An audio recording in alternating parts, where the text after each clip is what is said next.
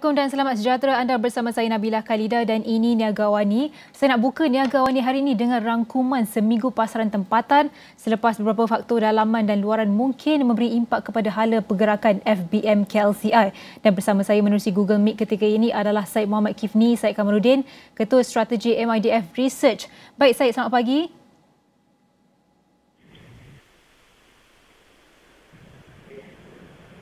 Selamat pagi Syed. Ya, selamat pagi. Okey, pertama sekali saya nak tanya bagaimana prestasi FBM KLCI sepanjang minggu ini memandangkan beberapa faktor mungkin mempengaruhi pergerakan pasaran saham. Jadi boleh saya kongsikan untuk pagi ini. Pergerakan pasaran saham, jadi boleh. Okey, sepanjang minggu ini indeks FBM KLCI jatuh sedikit. Hanya susut satu mata kepada 1453 pada penutup semalam. Konsolidasi harga di pasaran saham pada minggu ini dinilai berpunca daripada tindakan pengambilan untung oleh setengah pelabur setelah kenaikan harga-harga saham pada pertengahan pertama bulan November yang menyaksikan indeks FBM KLCI mencecah ke paras hampir 1470 mata. Sekiranya kita imbas kembali, kebanyakan pasaran-pasaran saham sedunia mengalami peningkatan pada bulan November berikutan keputusan result Persekutuan Amerika pada mesyuarat di awal bulan tersebut untuk tidak menaikkan kadar faedah semalaman antarabang. Itu merupakan mesyuarat yang kedua berturut-turut di mana pihak result Persekutuan Amerika tidak menaikkan kadar faedah.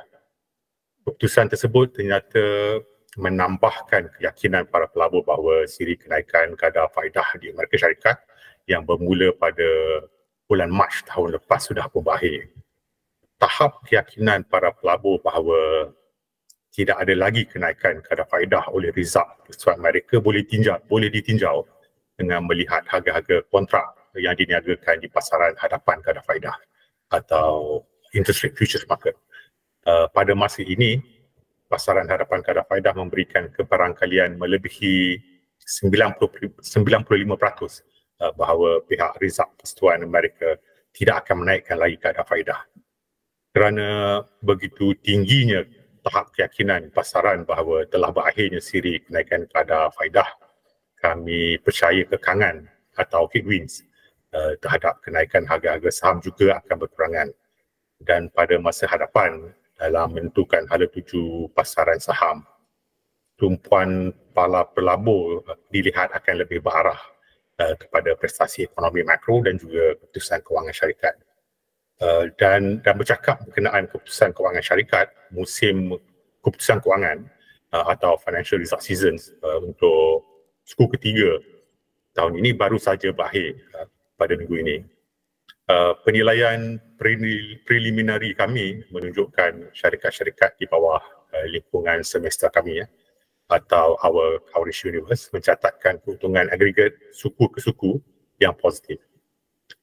Keputusan ini adalah seiring dengan prestasi KDNK suku tiga negara Malaysia yang diumumkan baru-baru ini yang menunjukkan pertumbuhan positif dalam tempoh yang sama. Ini bermaksud terdapat momentum positif terhadap kedua-dua pertumbuhan kewangan korporat dan juga ekonomi makro negara.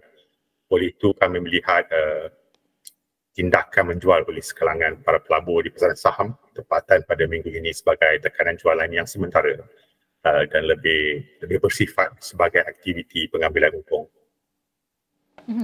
Jadi kalau boleh saya kongsikan juga, tadi saya kongsikan keyakinan pelabur juga dah menambah. Jadi apa counter atau sektor mana yang mendahului dan mana yang mengalami kejatuhan? Sepanjang minggu ini, 9 daripada 13 sektor didagang pada tahap lebih rendah seiring kelemahan pasaran saham secara hanya indeks sektor perladangan, pengguna, pembinaan dan REIT mengalami kenaikan. Sektor perladangan mencatatkan kenaikan tertinggi sepanjang minggu ini sebanyak 1.6%. Trend menaik indeks sektor perladangan semenjak awal bulan Oktober lalu adalah dilihat seiring dengan pemulihan harga minyak mentah sawit di pasaran. Sektor pengguna pula mencatatkan kenaikan kedua tertinggi sepanjang minggu ini sebanyak 0.3%. Indeks sektor ini juga menunjukkan trend menaik semenjak awal bulan Oktober lalu seiring prestasi menaik KDNK perbelanjaan pengguna pada suku 3 tahun ini. Manakala sektor kesihatan mengalami kejatuhan terbesar sepanjang minggu ini sebanyak 3.8%. Kejatuhan ini dilihat sebagai aktiviti pengambilan untung setelah indeks tersebut mengalami kenaikan sebanyak 4.5% pada minggu sebelumnya. Baik, bergerak ke hadapan, apa jangkaan hala pergerakan pasaran saham dalam masa terdekat, Kifni? Seperti yang dinyatakan, kami melihat konsolidasi harga-harga saham minggu ini sebagai tindakan jualan yang sementara dan lebih bersifat sebagai aktiviti pengambilan untung setelah kenaikan harga-harga saham yang dicatat pada separuh pertama bulan November. Jadi kami merasakan bahawa kerisauan para pelabur semenjak tahun lepas berhubung kenaikan kadar faedah telah mula reda dan tumpuan para pelabur pada masa depan akan lebih berarah pada prestasi ekonomi makro dan juga keputusan kewangan syarikat. Sekiranya kita melihat kepada prestasi ekonomi makro tempatan dan juga antarabangsa, kedua-duanya telah dan juga akan dijangka menunjukkan prestasi yang lebih baik. Ahli ekonomi kami mensasarkan Malaysia akan mencatatkan pertumbuhan KDNK melebihi 4% tahun ke tahun pada suku tarikh tahun ini. Manakala di Amerika Syarikat pertumbuhan KDNK negara tersebut jangka melebihi 2% tahun ke tahun pada tempoh yang sama. Dengan pertumbuhan positif ekonomi makro, keputusan kewangan syarikat juga dijangka akan menunjukkan pertumbuhan yang positif. Oleh itu kami menjangkakan prestasi pasaran saham antarabangsa secara amnya dan pasaran tempatan secara khasnya akan mengalami kenaikan pada bulan terakhir tahun ini. Selain pertumbuhan ekonomi makro dan keputusan kewangan syarikat, prospek pemulihan nilai ringgit berbanding dolar Amerika juga dilihat akan menjadi pemangkin kepada pemasukan dana asing ke dalam pasaran saham tempatan. Sepanjang bulan November, nilai ringgit kukuh sebanyak 2.2% berbanding dolar Amerika dan pemasukan dana asing ke dalam pasaran saham tempatan berjumlah melebihi 1.5 bilion ringgit. Sehubungan itu, seiring keyakinan bahawa telah berakhirnya siri kenaikan kadar faedah oleh Reserve Pesawat Amerika, nilai ringgit dijangka akan terus mengalami pemulihan berbanding dolar Amerika pada bulan terakhir tahun ini. Juga kenaikan nilai ringgit akan terus menarik dana asing ke dalam pasaran saham tempatan. Pada masa ini kami menjangkakan indeks FBM KLCI akan kembali naik ke tahap 1,500 mata pada penghujung tahun ini. Baik, terima kasih diucapkan kepada Syed Muhammad Kifni Syed Kamarudin, Ketua Strategi MIDF Research. Semoga kami melihat perkembangan ekonomi dan juga pergerakan saham yang lebih memberangsakan. Jadi kami akan berhenti rehat seketika, kembali selepas ini.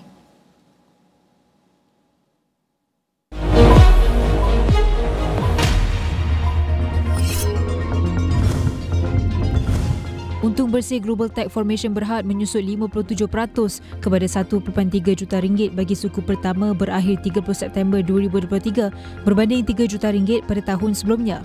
Penyusutan itu berlaku kesan daripada kemerosotan hasil dalam segmen mesin ketepatan, percetakan dan alatan PMST selain peningkatan kos operasi dan keuntungan tukaran mata wang asing yang lebih rendah.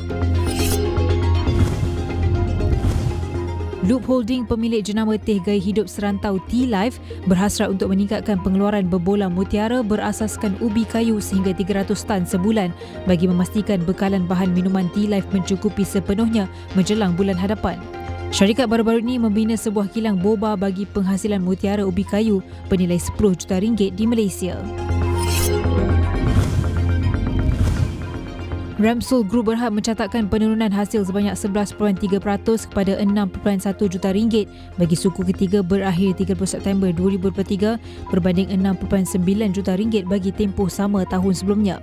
Penurunan itu disebabkan jualan yang lebih rendah daripada penyediaan rumusan pengurusan sumber manusia HCM, rumusan pengurusan pelajar dan aplikasi teknologi HCM di Thailand dan Indonesia kerana kebanyakan pencapaian projek telah dicapai pada suku berakhir 30 Jun 2023.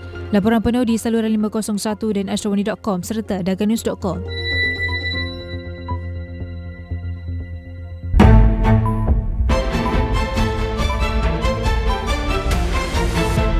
Pertandingan semakin ke penghujungnya.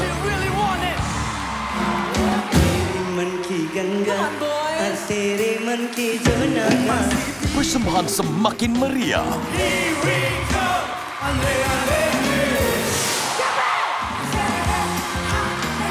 kamu akan jadi penyanyi yang bagus.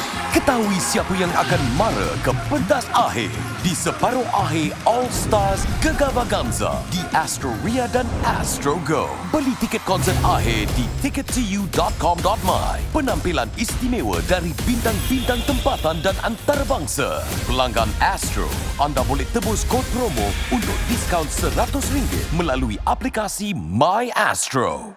Kamu masih ingat kenapa kita buat semua ini? Kau bagi tahu aku mana bahan-bahan letupan tu? Sistem membunuh orang-orang miskin. Sistem.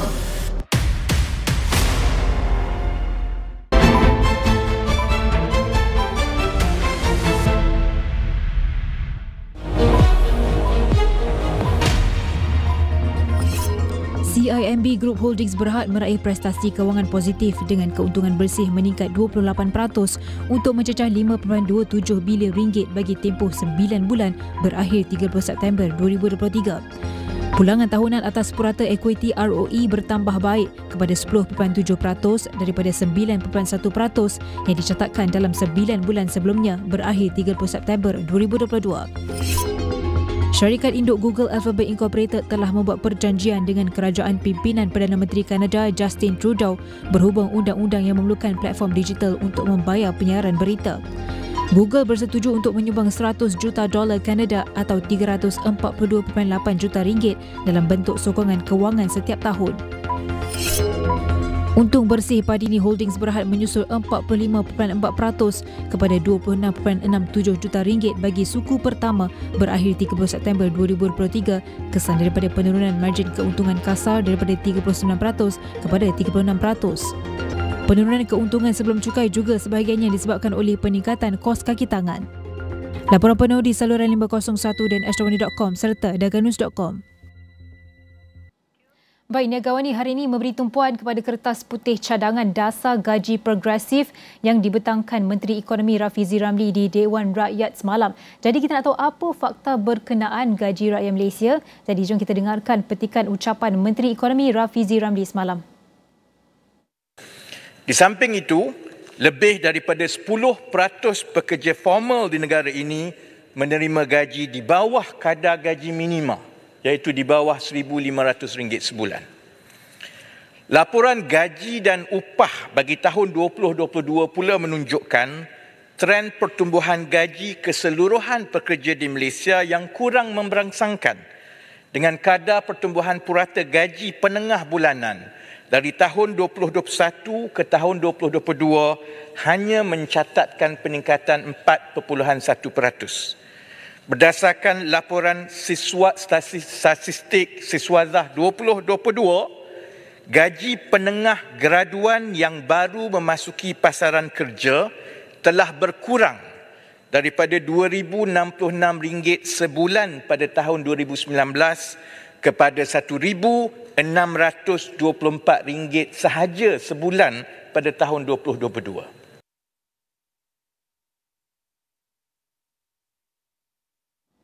Baik, jadi untuk berbincang lanjut mengenai kertas putih cadangan gaji progresif dan juga untuk kita ambil sikit daripada petikan daripada Rafizi Ramli semalam, sudah bersedia bersama saya dalam studio ketika ini ialah Muhammad Effendi Abdul Ghani, Presiden Kongres Kesatuan Sekerja Malaysia MTUC. Terima kasih kerana sudi datang dalam studio hari Jumaat ini lengkap berbaju Melayu dengan songkok. Okey, mungkin boleh kongsikan apa reaksi awal Effendi sendiri berkenaan cadangan kertas putih ini dan juga adakah ia mampu untuk kita laksanakan dalam sektor pekerjaan dan adakah majikan boleh terima dan juga apa pendapat pekerja pula? Sebenarnya tentang pelaksanaan reaksi awal kita lah, saya sebagai peribadi sebagai pekerja juga dan wakil kesatuan sekerja dalam negara kita juga, kita lihat ia satu dasar yang kita sambut baik sebenarnya kerana ia adalah untuk memastikan pekerja mempunyai gaji, pendapatan tambahan gaji secara sistematik dan berterusan. Kan? Dan dari segi pekerja itulah reaksi awal kita lah bahawa itu sebenarnya lebih kepada untuk peningkatan gaji selain daripada pelaksanaan gaji minima. Pada masa sama juga saya tak nampak mana-mana halangan sebab macam YB Menteri kita semalam, ia melibatkan 1.08 juta pekerja dengan jumlah subsidi sebanyak 2 bilion kan, dan melibatkan 1,000 majikan. Dan saya lihat secara kasarnya bahawa dasar gaji progresif ini adalah lebih sama macam kita buat program subsidi upah PSU yang pernah kita buat sebelum-sebelum ini, yang mana saya lihat ia membantu majikan sebab saya nampak tidak ada halangan untuk majikan laksanakan kerana ada subsidi dari kerajaan untuk permulaan dengan RM300, lepas tu dengan mereka yang sedang bekerja RM200. Dan pada kita sudut pekerja, kita memang nakkan gaji progresif ni sebab kita punya main adalah gaji yang berlandaskan berdasarkan kepada gaji berdasarkan kepada pengalaman mereka, berdasarkan kepada kemahiran dan juga kepada kelaikan mereka. Itu kita nak sebenarnya sebab pelaksanaan gaji minima tu perlu ada, kena ada sebab gaji minima itu penting juga. Tetapi pada masa sama juga gaji minima dia tidak merangkumi semua pekerja yang ada dalam negara kita kerana ia adalah pekerja yang untuk bermula. Tapi dengan gaji progresif ni untuk mereka semua kumpulan pekerja. Tetapi dia ada juga kekangan-kekangan yang saya lihat yang perlu kita bincangkan kerana ia adalah pilot project yang menjadi persoalan kita sampai bila, apakah time frame dia, dan yang kedua apakah implikasi dia sebab dia melibatkan 1,000 majikan sahaja. Sedangkan dalam negara kita, kalau saya tahu kita punya workforce dalam negara kita 16 juta kan. Jadi kalau dia melakumi 1 juta sahaja pekerja itu kita memang terima dengan keadaan itu projek-projek untuk dilihat dari segi penambahbaikan tersebut. Tetapi pada masa sama kita bimbang dari segi kesan-kesan sampingan yang boleh memudaratkan mana-mana pekerja yang tak atau majikan yang tidak terlibat dalam pelaksanaan pilot projek yang dibuat oleh kerajaan ni. Kita akan pergi ke tahap implikasi atau kesan tu untuk soalan seterusnya, tapi pada ketika ini kita tahu di peringkat awal dan kita macam Fendi cakap tadi ialah pilot project, dan kalau peringkat awal ni kita tengok ia bersifat sukarela dan berdasarkan insentif dan sebagainya, dan ia terkait juga dengan produktiviti. Jadi adakah projek ini ataupun cadangan pada ketika ini benar-benar memberi lonjakan besar dalam ekosistem sumber manusia kepada ketika ini?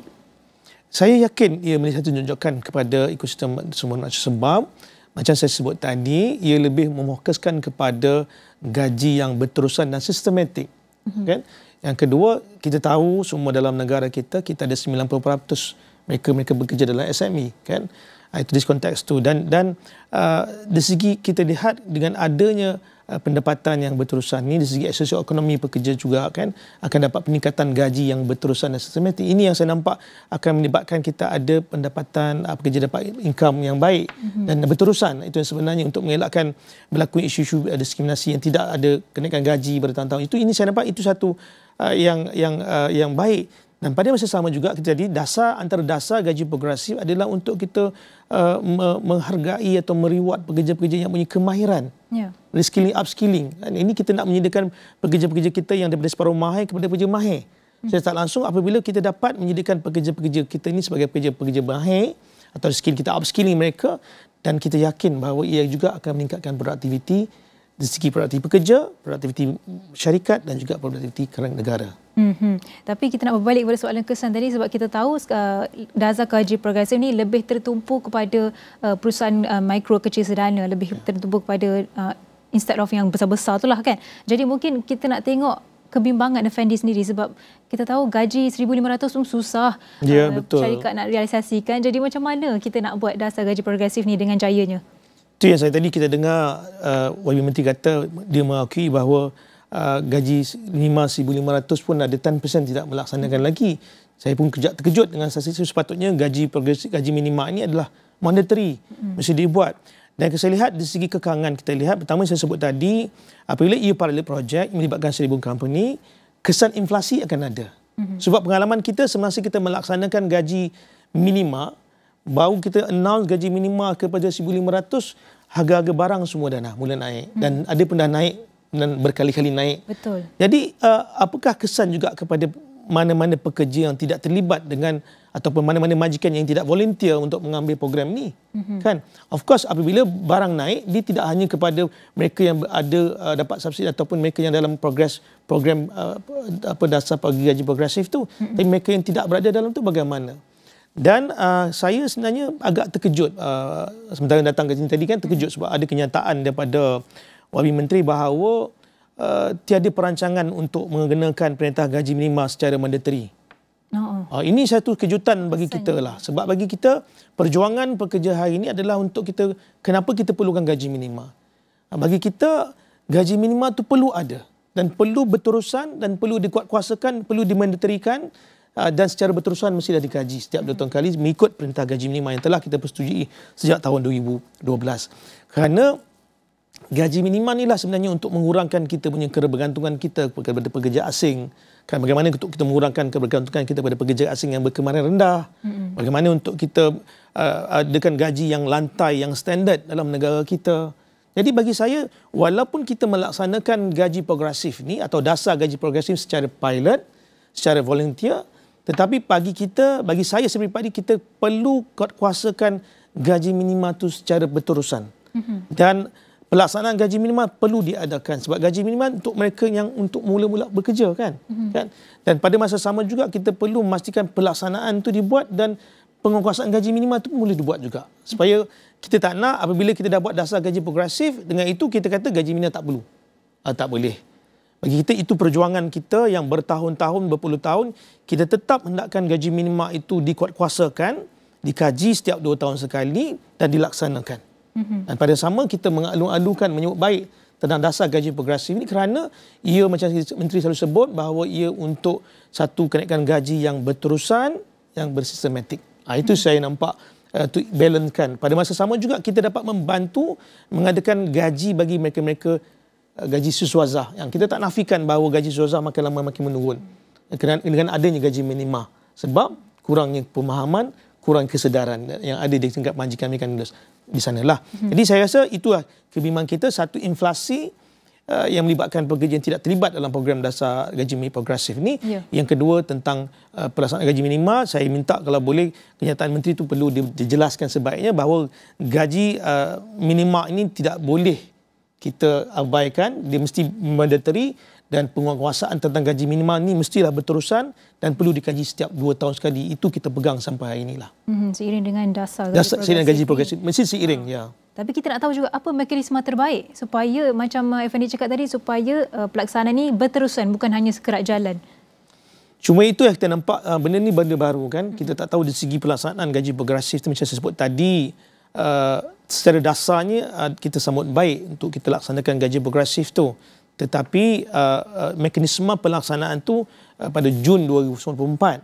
So kita juga perlu ada satu time frame untuk memastikan berapa lama kita perlu untuk buat pilot ini, bagaimana untuk kita buat review dia, adakah kalau kita pilot selama 6 bulan, adakah kita perlu review 2 bulan sekali ataupun bagaimana kita nak review bagi suku tahun ke.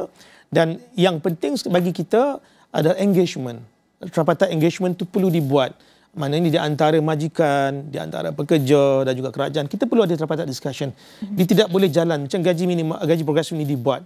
Bagi kita sehingga di peringkat kumpulan pekerja, kita juga kena dimaklumkan juga secara terperinci bagaimana pelaksanaan itu dibuat, apa kesan dia dan tempoh yang dibuat, time frame dia macam mana. Ini yang saya rasa perlu ada supaya memastikan supaya orang kata pelaksanaan gaji progresif itu kukuh dan berterusan dan boleh dilaksanakan secara menyeluruh.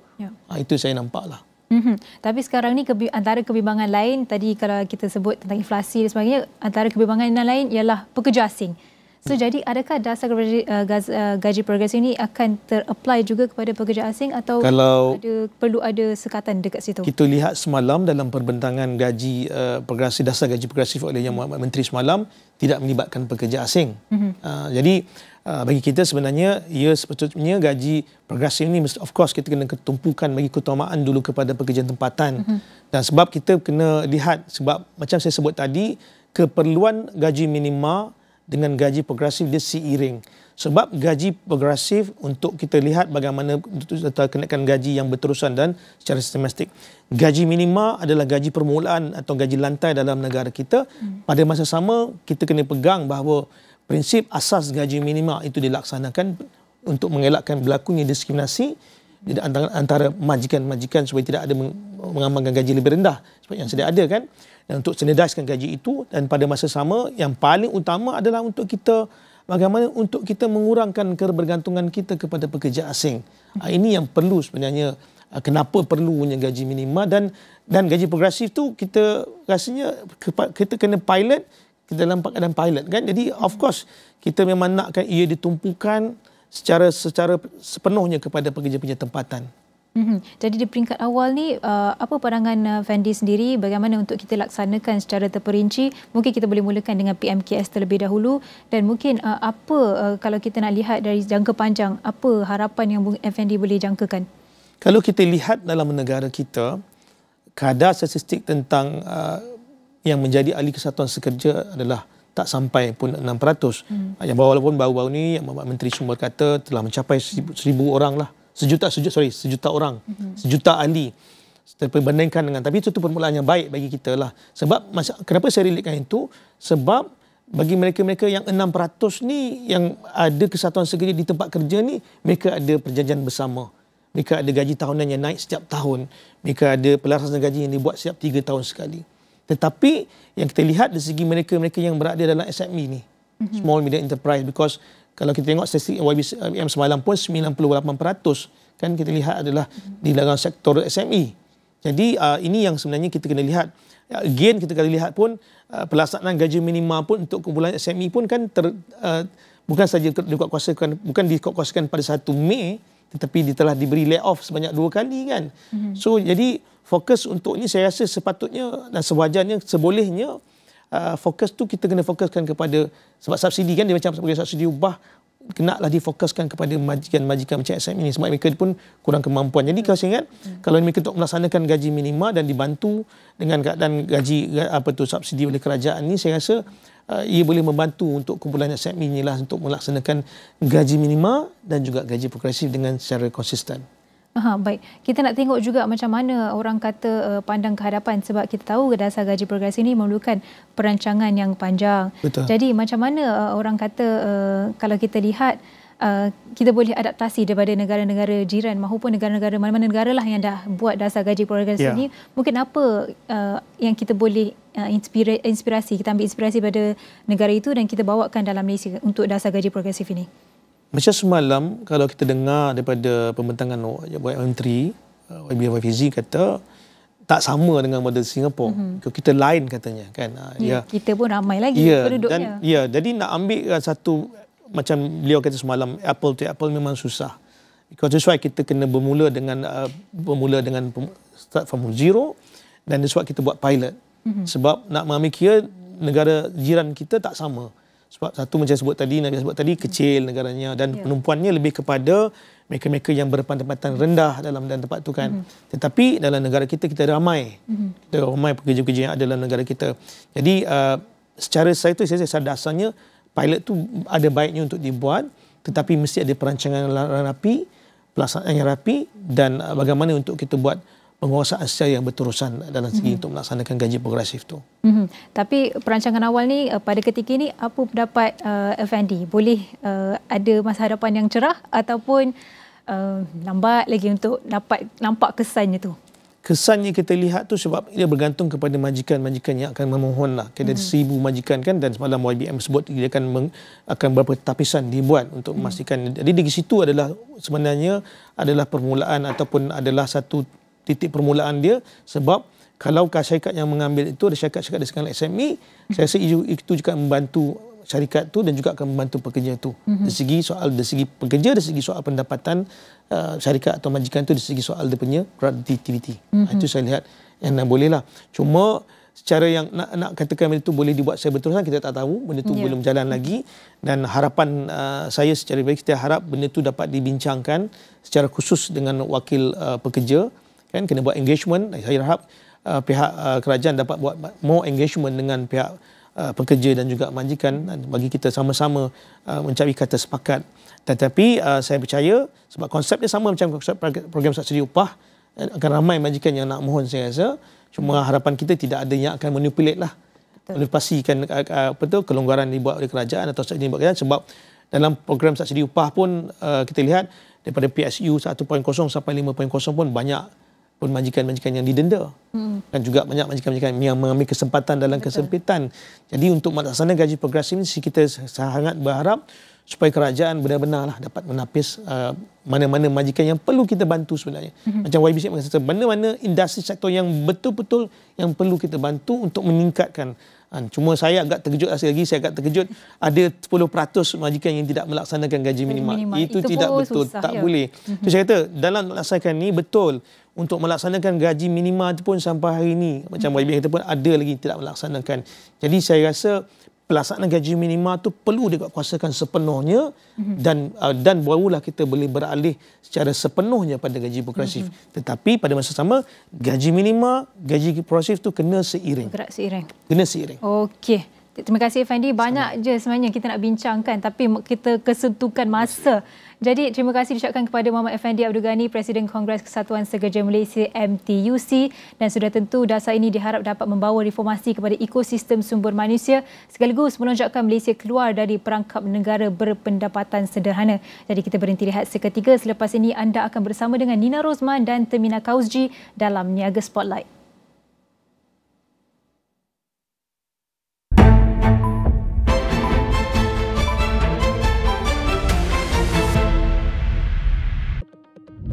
Asia tumpuan utama dunia. Dengan ekonomi yang semakin rancak, pembangunan lestari dan tenaga boleh diperbaharui, apakah pula impak kecerdasan buatan AI dalam perkembangan teknologi dan masa depan pekerjaan? Kami mendalami setiap berita dan cerita. Saksikan diskusi, dialog dan laporan khas di Agenda AWANI Asia bersama koresponden khas kami setiap Sabtu 9 malam di semua platform Astro AWANI.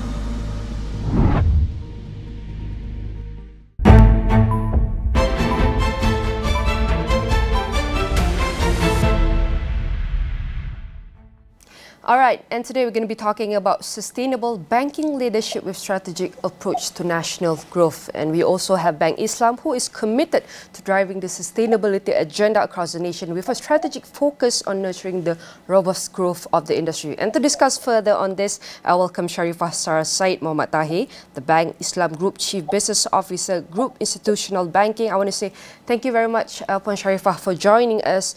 Maybe we can start with the concept of impact investment is relatively new in Malaysia. Maybe you can provide a bit overview of the impact investing is and how it differs from traditional forms of investing, please. Thank you, Nina, for having me today. Traditionally, investors are always focused on financial returns without really understanding how their asset management managers or banks generate those returns. And because of that, we are now experiencing an issue as an industry and even in the investment space where there is no real focus on how our investments are generating nature positive impact to the economy. So impact investment is supposed to create a sense of responsibility at the part of the investors, and more importantly, at the part of the asset managers as well as the banks, to ensure that every dollar will generate positive impact, whether to the environment, in terms of social or even governance related matters. And this is something that is not necessarily new, but it's rarely discussed about because in the day and age where we are going through a lot of economic crisis, the focus has always been only on financial returns. And that narrative has to change, and that's what we want to do and champion at Bank Islam, because we are the leading bank that looks at Sharia in terms of Sharia innovation, and we hope to do that more in the future. And we can see that critics even argue that prioritizing social or environmental impact may compromise financial returns. How can impact investor navigate this perceived trade-off? Now, it goes back to how investors look at returns. And it's important as well as asset managers and banks, financial institutions, to change the view and narrative of what returns are all about. And you know, it goes back to as well as how do you define value? Value in the short term, maybe you get financial returns, but in the long run, that value may not be sustainable. And that's what we want to be able to educate our investors. Yes, there could be a potential challenge in terms of generating this fair amount of returns in terms of impact investment in the short term. But in the longer term, you'll be able to look at more sustainable value in terms of what you get from financial returns, as well the impact that you're doing to your environment, as well as the society in general. Again, that will be a challenge. This is something that will be at a part of the financial institutions to educate investors. But you know, it remains to be seen, and it's still very exploratory. Hopefully one day we'll get to a point that it is as competitive as traditional investment. And we can see that impact investing was once considered niche. Do you think it's becoming more mainstream, and what other factors contribute to the shift? I would think now there is an urgency for us to really look at investing responsibly. We are battling on a daily basis climate crisis, environmental issues. There are also issues in terms of social impact, and there is no better time for investors to ensure that they play a part into making an impact positively to the economy as well as to the society in general. Because we can no longer detach the two narratives, meaning financial returns as well as impact investment. And eventually there will be a continuous pressure as we see degeneration of our environment. And we can no longer say that we don't take responsibility for that. And a lot of this are influenced by capital that investors actually pump into the economy. So they have equal responsibility to ensure that we invest responsibly. Nina. And I want to say congratulations, where recently Bank Islam launched an impact investment fund in the market. Can you please share with us how this came about and how vital it is for Bank Islam to carry sustainability agenda, and how will it benefit the nation? You know, what we do is not new. But what is new about the product that we are offering to the market at the moment is that we're actually connecting the ecosystem. Now, before things have been always done in isolation, meaning the funds are on its own, investors are not necessarily able to measure and understand how their investment returns are generating nature positive impact. So at Bank Islam, what we do is we connect the ecosystem. As an investor, you now know the type of assets that you're actually investing in. These are all ESG assets, sustainability goals by UN or even the government of Malaysia. And then what we do is that we ensure that the returns are then channeled to avenues that are managing social funding, whether it's via zakat institutions or our own Sadaqah house at Bank Islam. Now, it is important that we see all these social finance components are properly measured and regulated. Now, there are many scams out there, so we want to be able to ensure that our investors have a certain assurance that not only that they're getting the right returns, and these returns are investing in ESG assets, but also the social finance component. This is actually channeled to something that we can measure and make a positive impact in the society. And talking about the Ihsan Sustainability Investment Account, ISIA, is unique in the sense of there is this good element to it. Maybe you can explain more about the fund and who are you hoping it will appeal to and why? So the fund specifically focus on investment in assets that are green in nature. Green in this case is what we call renewable and energy assets. Also other assets that relates to the UN sustainable goals. And this is it's not new in the market, because generally ESG assets investors look for capital market papers. What is new about this that the underlying assets is financing assets managed by the bank, and that is relatively new. So you're looking at different risk profile, and typically it's only those who are sophisticated investors that have an interest to invest in such assets. But here, what we're offering is that we are a bank. We're regulated by Bank Negara. We do proper credit checking, unlike crowdfunding platforms, in terms of what type of credit risk we're taking for the investors. And the investors can have a sense of comfort and security in that sense of the assets that we actually have on our books. So our target are actually institutional investors, especially if they have an agenda to ensure that they are doing green investing. We are also targeting high net worth or sophisticated investors as a start, because this is relatively new in the retail investment space. But I think the idea is to make sure that they have comfort, that banks are properly regulated, they understand the risk that they're taking. We are also listed in the bourse, and if there are any issues in terms of asset quality, it is something that they can actually understand, investors can see. So it is not something that is not going to be transparent to the investors. That's the whole idea of ISIA, and we hope it will also be able to resolve, Nina, the issue that the country have in terms of funding new green assets, because in general, banks have a capital limitation. So we want to move from a credit intermediary model that traditionally bank does into an investment intermediary, which means that essentially we can also be asset managers, but in the sense it's going to be financing asset, not necessarily equity and capital market papers.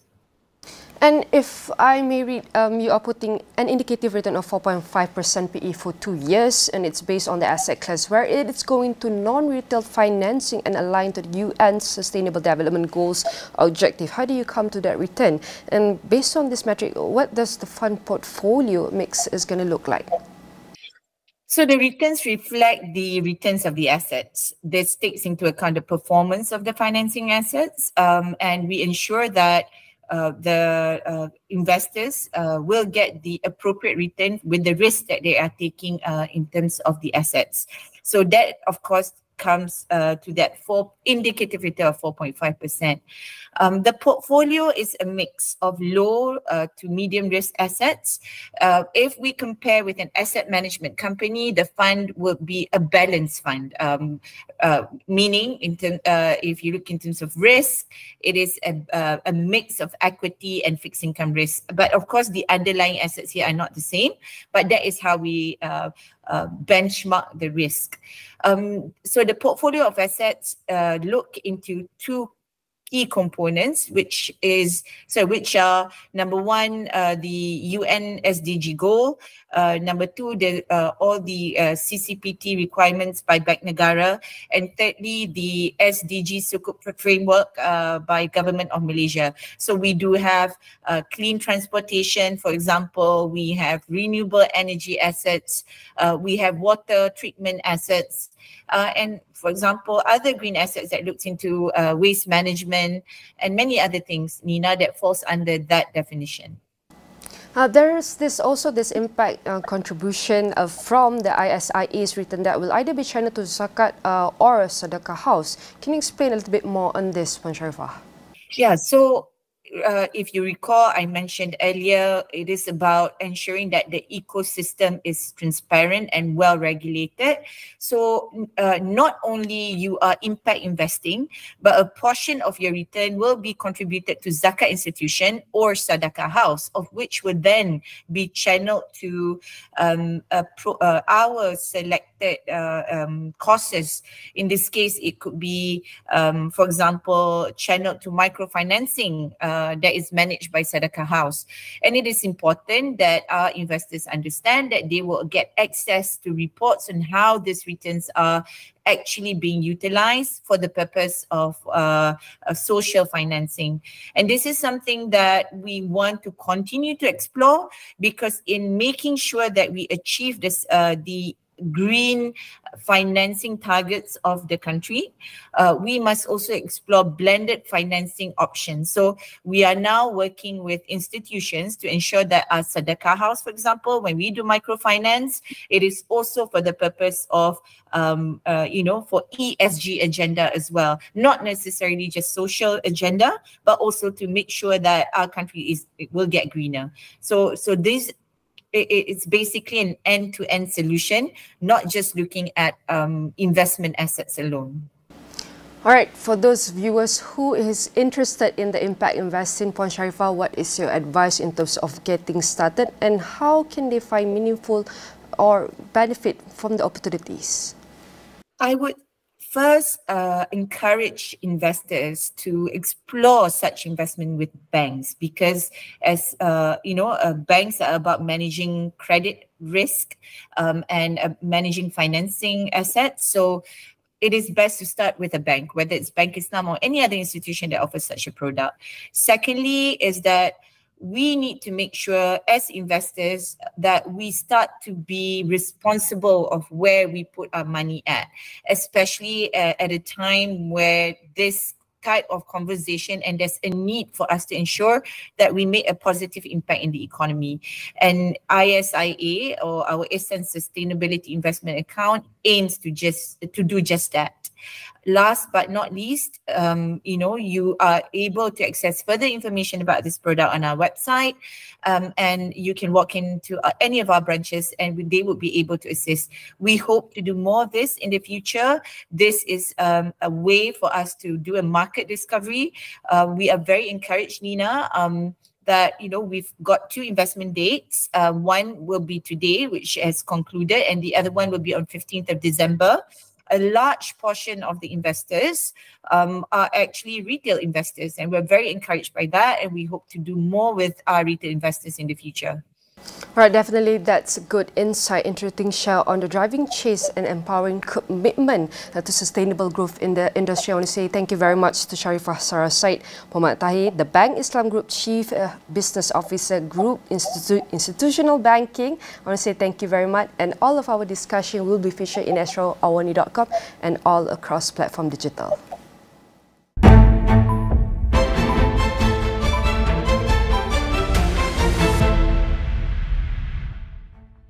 Kamu masih ingat kenapa kita buat semua ini? Kau bagi tahu aku mana bahan-bahan letupan tu? Sistem membunuh orang-orang miskin. Sistem.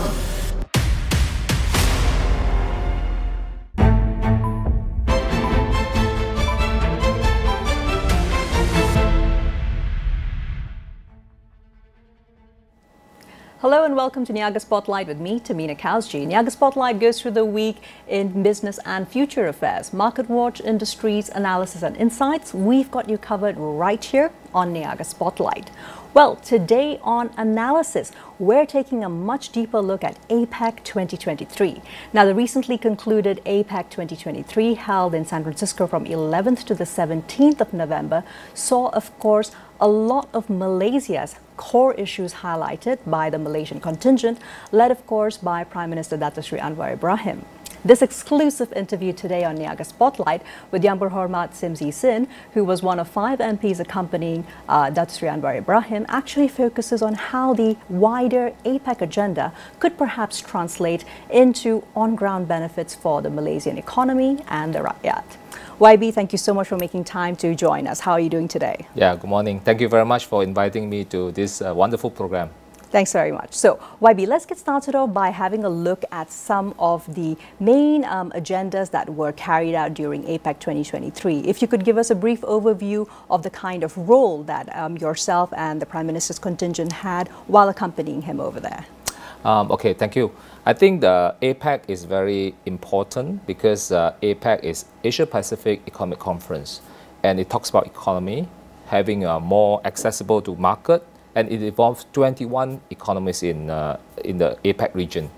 And then this APEC is important because it constitutes 60% of global population, 40% of global population, and 60% of global market activities.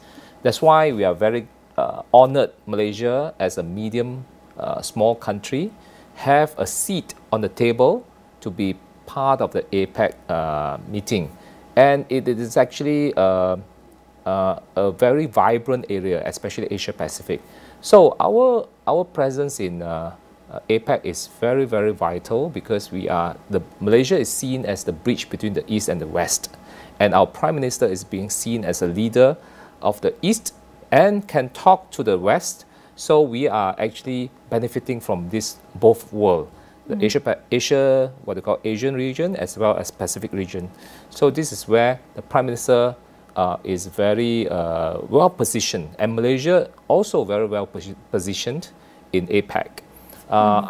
Me and a few YBs are very glad to accompany the Prime Minister to go to San Francisco and witness live how Malaysia and also bring our, what you call, our voices, as well as our also try to negotiate for better deals, better market access, and also better flow of economy between this region, and Malaysia is benefiting from APEC conference. Absolutely. So it was also very much a jam-packed week, YB. So what we'll intend to do is basically have a look at some of the main areas that concern, of course, Malaysia's agenda, starting, of course, with MSMEs. So, of course, one of the interesting things in the Leaders' Declaration that came out of APEC 2023 is the fact that there was an emphasis on MSMEs. Now, considering that when it comes to MSMEs, about 23.2% of the Malaysian workforce is actually employed within MSME context as of 2021, what were some of the interesting key areas that came out, especially looking at how we have been progressing post-COVID-19 and economic recovery? I think the APEC conference is very focusing on how to generate more economic activities, and MSME is very, very vital because most of the country in APEC region, apart from US, even US, their economy is also supported by MSME. And Malaysia, of course, I would say that more than 20%, I think it's more than 60 or 70% of the country's, the companies in the country is MSME.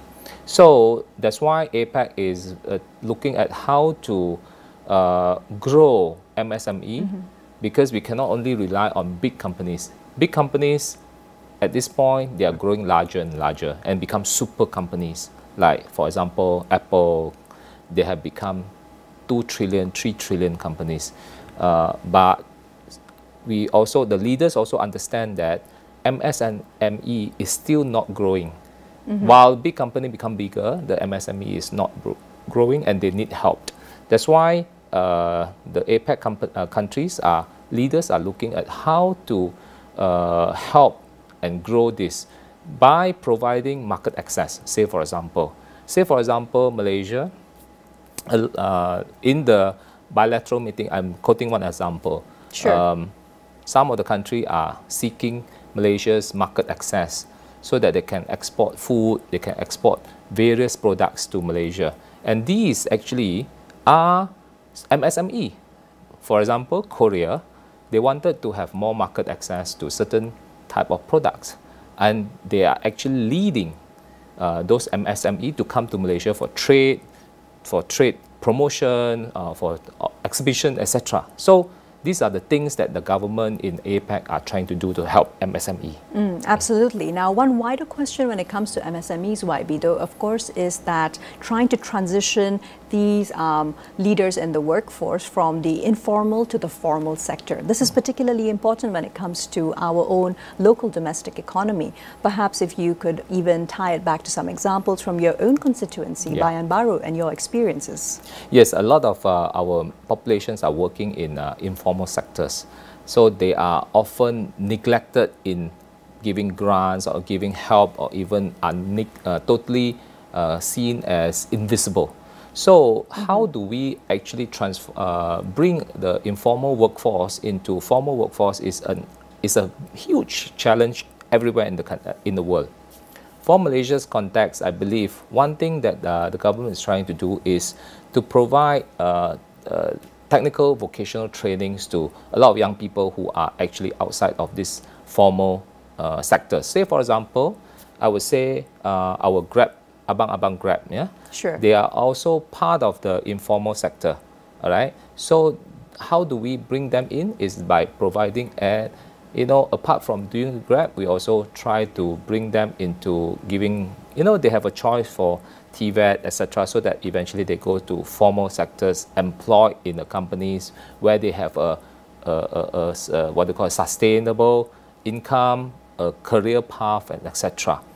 Of course, there are some what you call a lot of informal workers. We also try to bring them into formal sectors in industry, in factories, and into various jobs that is more formal.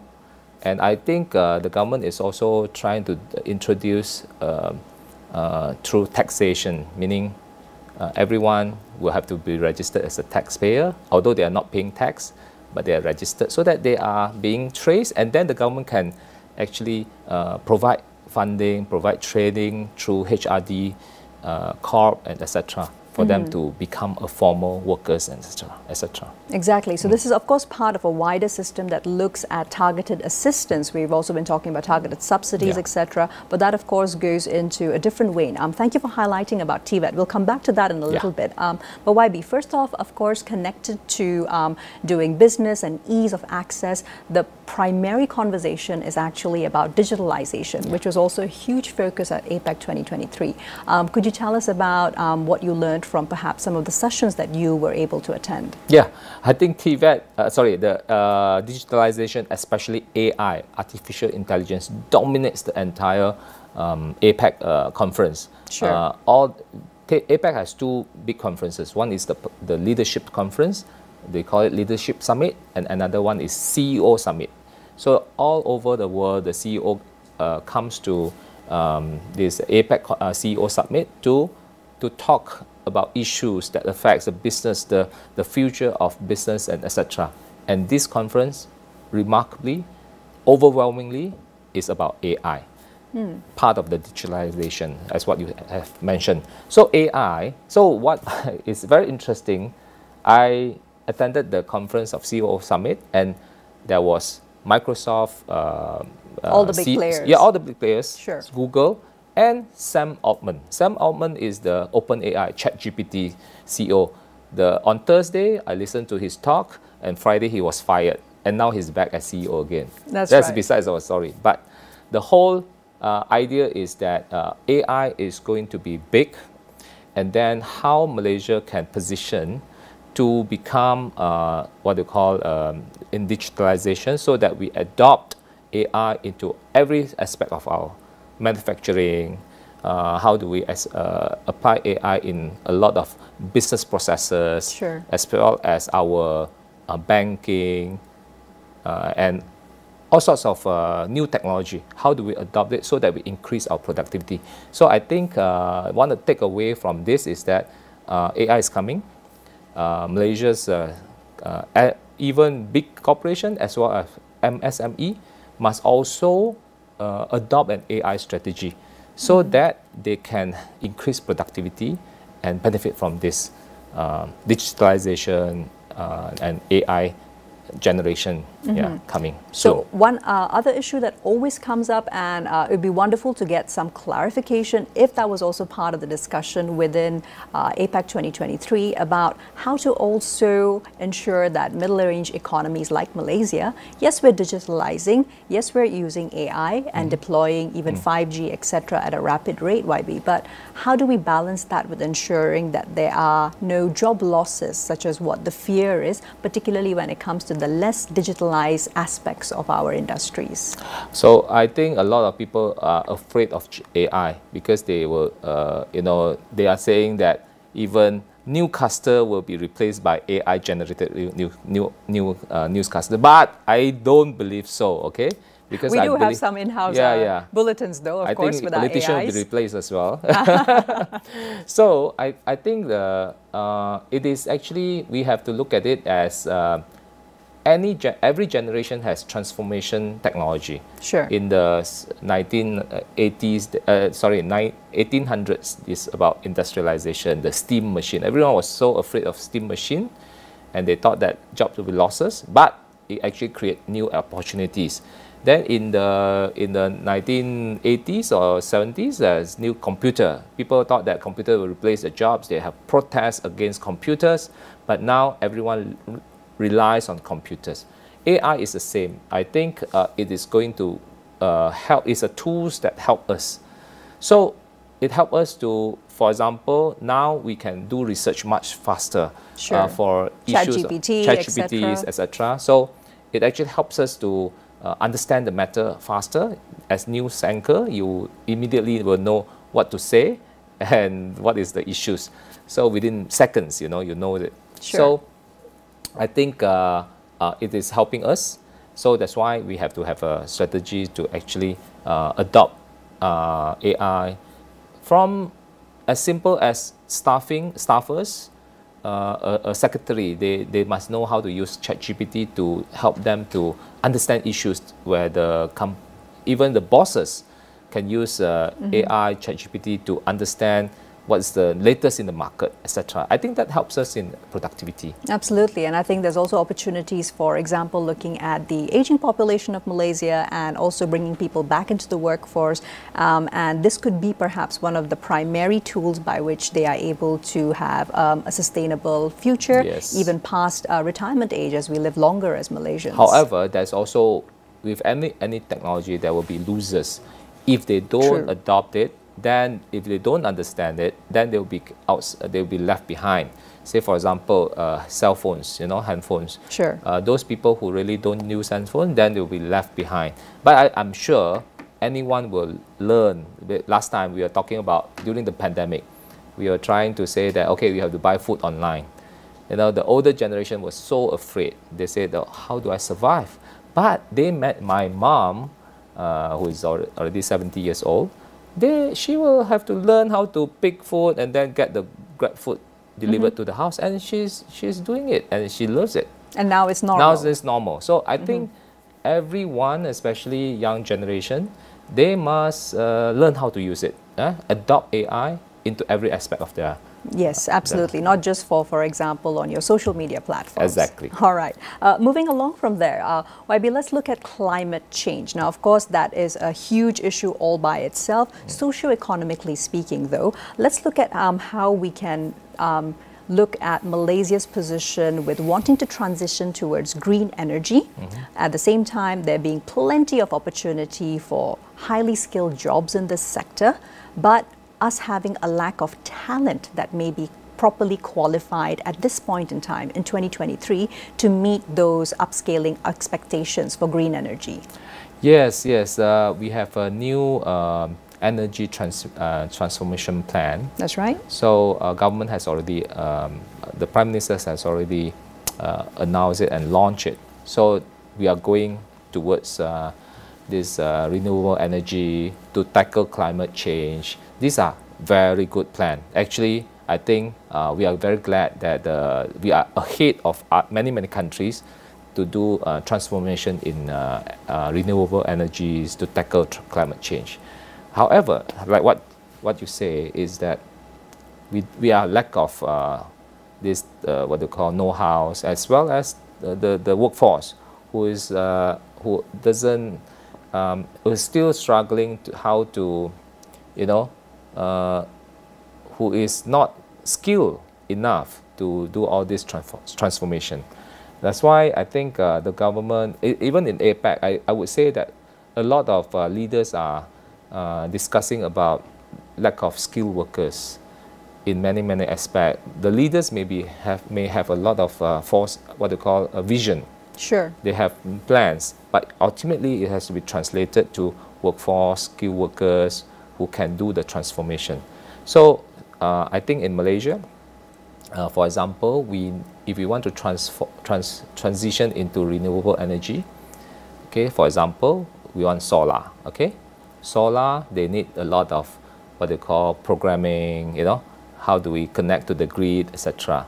And then, okay, let's say if we have renewable energy, we have new, what they call, say for example, we want to tackle climate change, we want to go for EV, okay, EV manufacturing.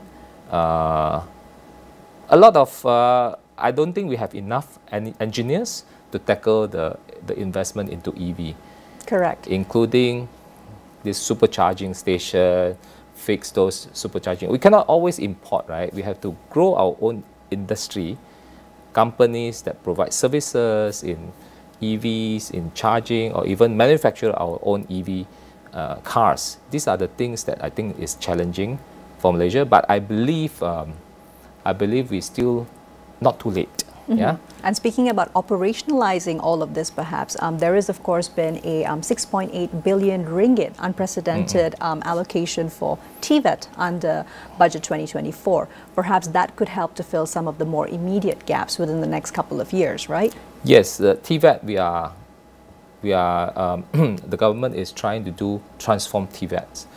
Infrastructure-wise, giving grants, giving better pay to the professors and etc. to upgrade the institution into a better TVET institution.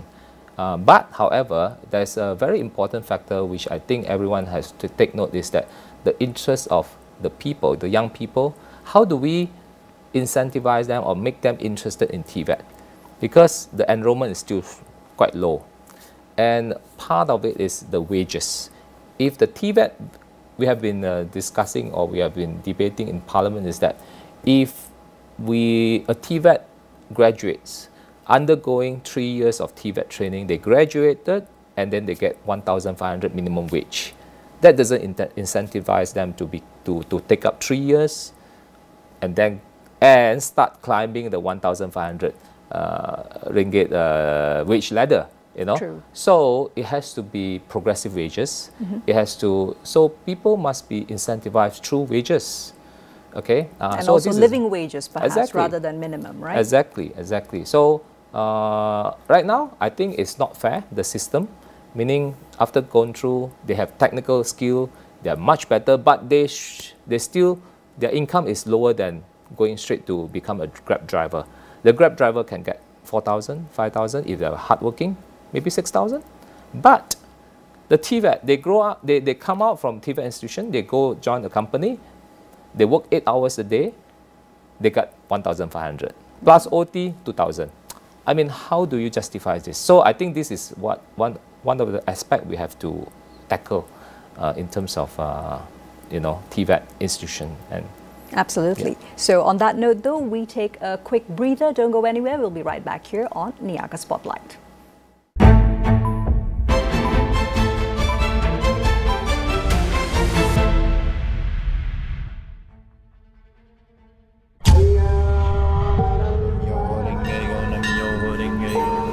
Daulat Tuanku.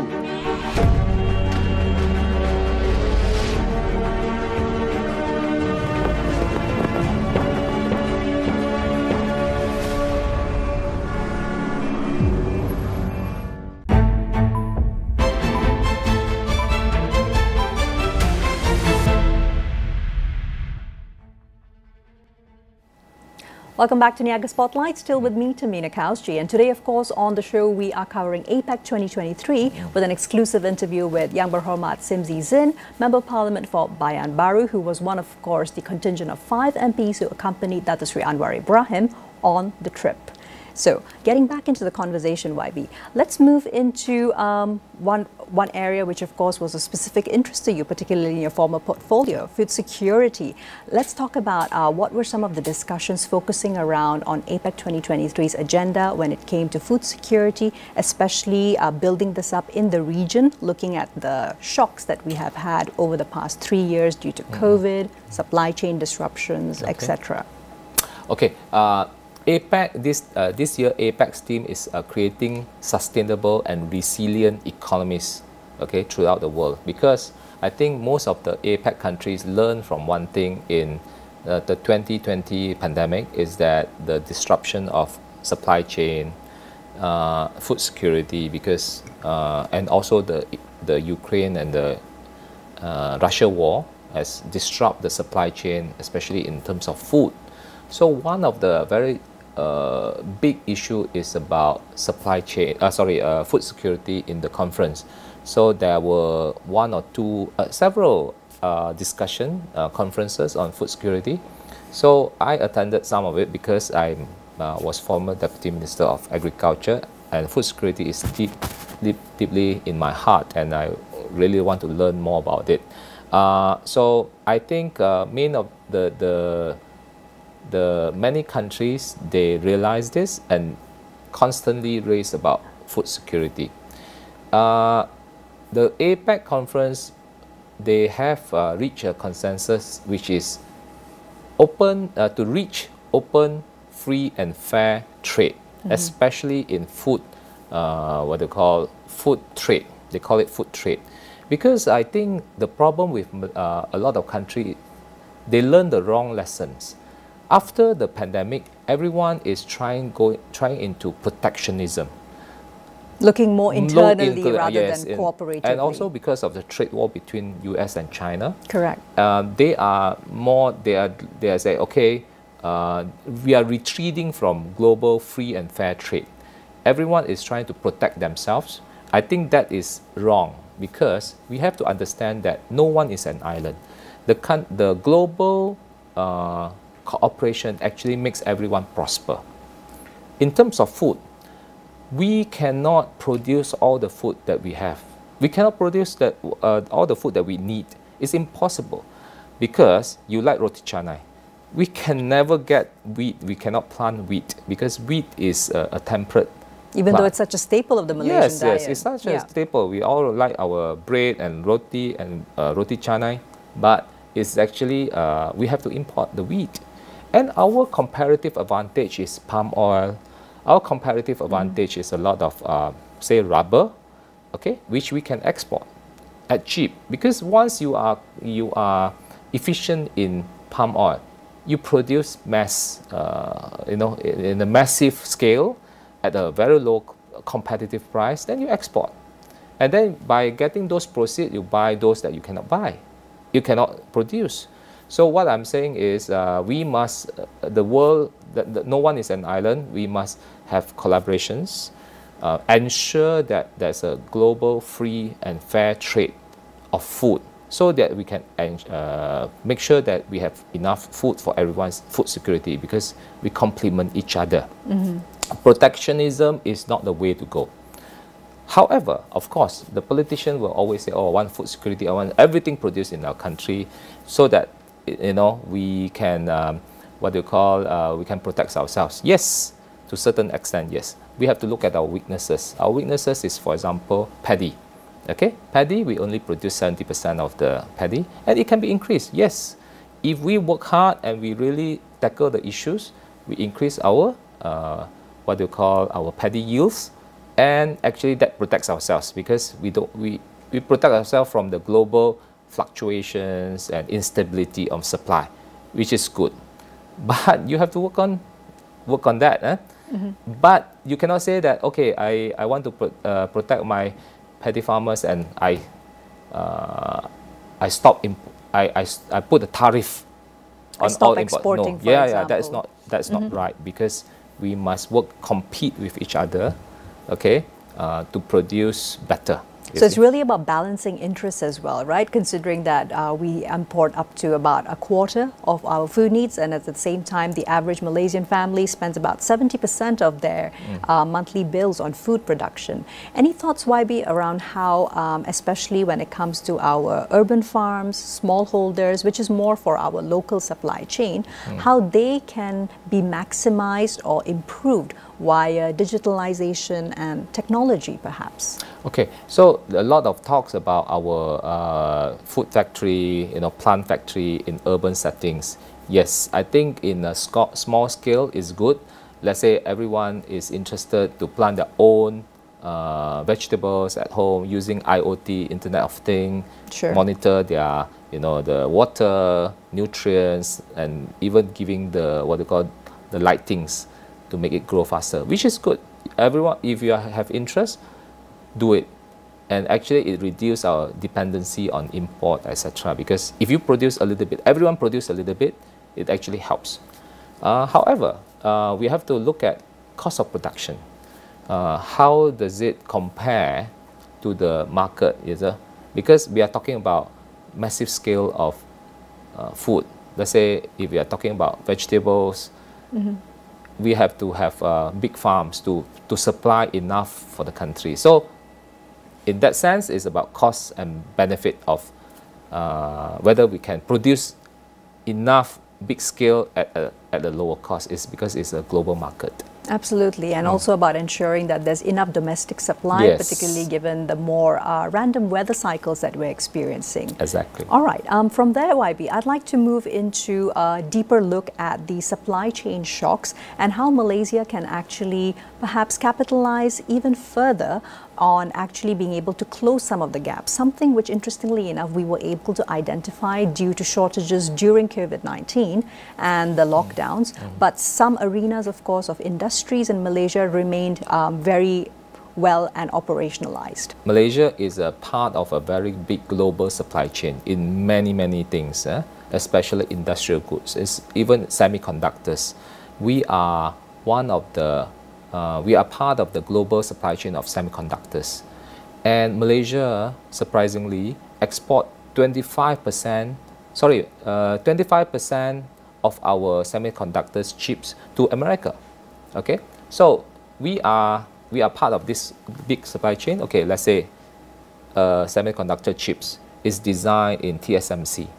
It comes out, okay, and then it sends to Malaysia for packaging. And after that, we send to US for final iPhone products, etc. So we are part of it. So the disruption of 2020 pandemic, etc. People are a lot of companies are talking about friendshoring, because of the trade war between China and US. People are talking about friendshoring.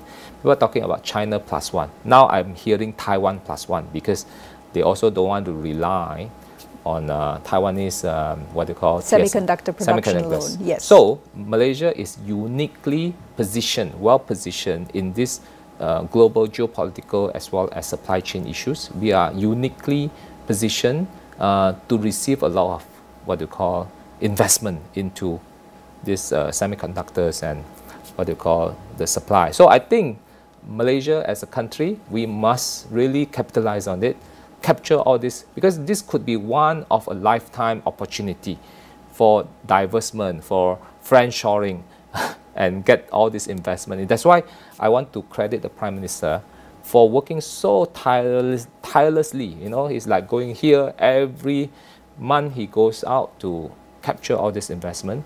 I think it's good because that actually brings in all this investment, and eventually we become the supply chain, and it actually helps us industrially, because when an investment comes in, they bring in their other supply, the downstream supplier and all this. So we create that ecosystem in the country, and that actually strengthens Malaysia's position as a manufacturing hub. Absolutely, and trying to look at it both vertically as well as horizontally, right? Exactly. From there, YB, let's look at the women agenda at APEC 2023. Now, wider goals-wise, looking at the Malaysia Madani government's commitments, it is, of course, to increase women's labour force participation rate from about 56% to about 60%. What were some of the interesting issues that came up, particularly when it comes to ability to reduce barriers and ensure that women not only join the workforce, but then stay in the workforce? Okay, I think it is about leadership, the determination of the leadership, whether they really pull through the entire what they call policy. I think 60% is a good target, and I want to credit the government for actually doing a lot of things to make sure the women's, especially, for example, they start with the top leadership, which is the boardroom. The boardroom must have enough women voices. Now we understand that this Suruhanjaya, our Security Exchange, SE, actually has already given what they call a very directive that boardroom must have 30% women. So diversify the boardroom, it actually creates the policy in the company to hire more women and actually makes the workforce more balanced, you know. And then so by having more opportunities in the workforce, or even the companies have more opportunities of vacancy specifically giving to the women, then there are more employment opportunities for the women to participate in the workforce. So I think it's about leadership from top to bottom. Incentivize, I use the previous PH government has this incentivize for women to go back from, you know, some women along the life, you know, when you graduated and then you work for a few years, you get married, and then you drop off from the workforce. Yes, correct. Okay, so usually to raise a family. To raising families, yes. Correct. So the previous PH government has incentives for them to join back. If they join back, the government pays certain things to the employer. Okay, I think at this point, I think we may have to think about creative ideas to bring the women back to work, incentivize, maybe tax break, etc. And then another things that I think the government has done, which is good, which is a 90-day maternity leaves, you know, which actually let the women have enough time to stay with their babies, and then so that they don't have to decide, okay, I don't want to, I want to work, yeah, I want to quit my job just to take care of the baby, newborn baby. So I think that is also part of the policy that we actually needs to encourage. We cannot force the government companies to do it, but like what I say, if let's say a board which is diversified with women at the top, they set policy which is more friendly to women. I think that's important. Absolutely, and of course that meets wider agendas for economic participation, which is of course much better for the Malaysian economy. Exactly. And one last area that I'd like to focus on, YB, before we wrap up the discussion, let's look at the halal economy and what opportunities there exist. Now, approximately 11% of APEC economies actually have a Muslim population. That adds up to roughly 325 odd million who of course consume and use halal products. Now, Malaysia is already well positioned with our history and fantastic track record when it comes to halal production. What were the discussions at APEC 2023 like, focusing around this aspect of the industry? Yeah, you raise a very interesting discussion, because I remember the bilateral meetings that I attended with Korea as well as Peru. Both countries has raised about halal industry. So they are all very interested and very passionate about halal, and they want Malaysia to share knowledge and technical know-hows and certifications to their countries. Say for example, Peru, the Prime Minister also announced that's nothing secret. So Peru actually requested Malaysia to set up what they call this certification center in Peru, so that their product can be certified and then export to Malaysia. So I think that is where Malaysia is very unique in terms, because we have a very high standard of halal certification, and when the products comes into Malaysia, we process it, we certify it halal, and we export to other countries in the Muslim world. So we are uniquely positioned as a country that actually a food processing center for halal food. So what I feel is that it's important that Malaysia continues to grow this halal industry, because like what you say, 11% of especially Indonesia, that's a big, wider Middle East country which is part of this halal industry.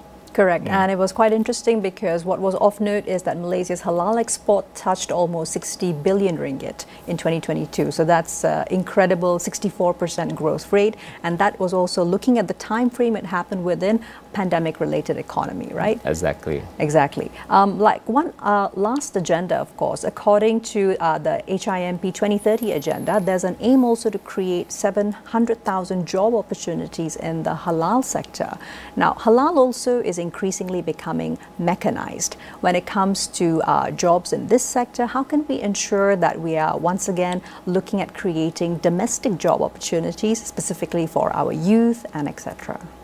I think halal industry, like what I say, is food processing is a huge industry in the world, and it's growing because I think we are facing the issue of food security, and how do we preserve food longer through manufacturing is important. Okay, I think as a very simple thing is our Maggi, our what do you call this? Most favorite instant noodles. Instant noodles.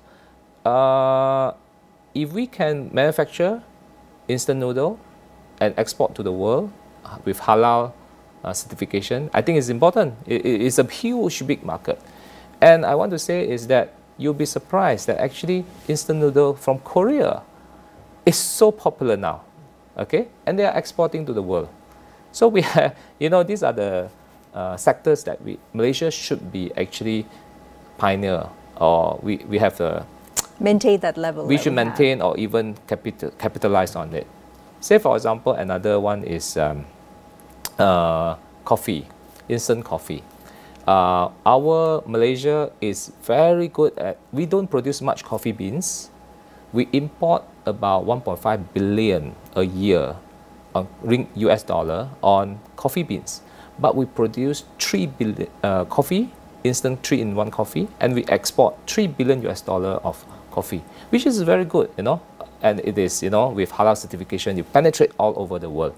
So I think Malaysia is well positioned, and how these create high quality jobs, because these are a lot of food manufacturing.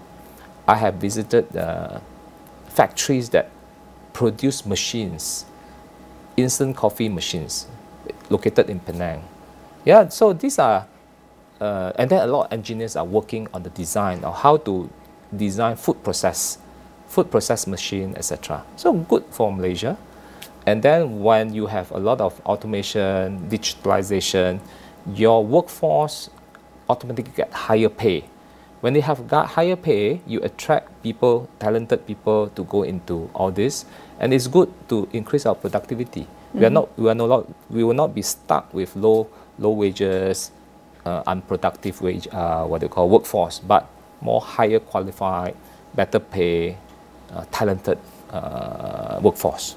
Thank you. Thanks very much, YB. I think it was an absolutely interesting discussion about how perhaps the APEC 2023 agenda translates for the Malaysian rakyat as well as the economy. Thank you very much. Well, that's all we have time for today on Niaga Spotlight. With me, Tehmina Kaoosji. We'll, of course, see you next week with more business analysis and insights. Here's to a productive week ahead.